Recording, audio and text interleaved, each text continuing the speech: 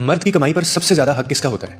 एक आलिम दीन के पास एक शख्स जाता है और वो ये सवाल पूछता है और वो आगे से इतना खूबसूरत अंदाज में मिसाल देकर वो आगे से जवाब देते हैं। मैं आपके साथ अभी शेयर करता हूँ। वो आगे से कहते हैं कि अगर एक मर्द के पास अपने घर वालों को खिलाने के लिए सिर्फ एक ही वक्त का खाना है ना, और उसके घर में उस वक्त जो है वो उसकी माँ भी भूखी है, उसका बाप भी भूखा है, उसकी बहन भी भूखी है, उसका भाई भी भूखा है और उसकी बेटी भी भूखी है और उसका बेटा भी भूखा है, ये उस घर में मौजूद है, लेकिन एक वक्त का खाना है, तो वो किसको खिलाए? और साथ में उसकी बीवी भी भूखी है। तो वो आगे से कहते हैं कि वो एक वक्त का जो खाना है वो सिर्फ और सिर्फ अपनी बीवी को देना वाजिब होगा उसके लिए। क्यों? क्योंकि उस खाने के ऊपर सब लोगों की निस्बत जो है वो बीवी का हक ज़्यादा है। यानी बीवी पर खर्च करना मर्द के लिए सदका भी है, इबादत भी है, रिस्पॉन्सिबिलिटी भी है, ये तीनों चीज़ें। क्यों? अब मैं आपको रीज़न बताता हूँ। क्योंकि ये वो रिश्ता है, मैंने आगे भी कहा है, जो खून नहीं है आपका, लेकिन वफा इसमें देखें कितनी है। माँ बाप भाई या जो बहन होते हैं ये आपका अपना खून है, मगर बीवी वो रिश्ता है जो तुम्हारी किस्मत में लिख कर तुम्हारे नसीब से तुम्हें मिलती है, और फिर वो तुम्हारी हर थकन, हर दर्द और हर परेशानी को बांटती भी है।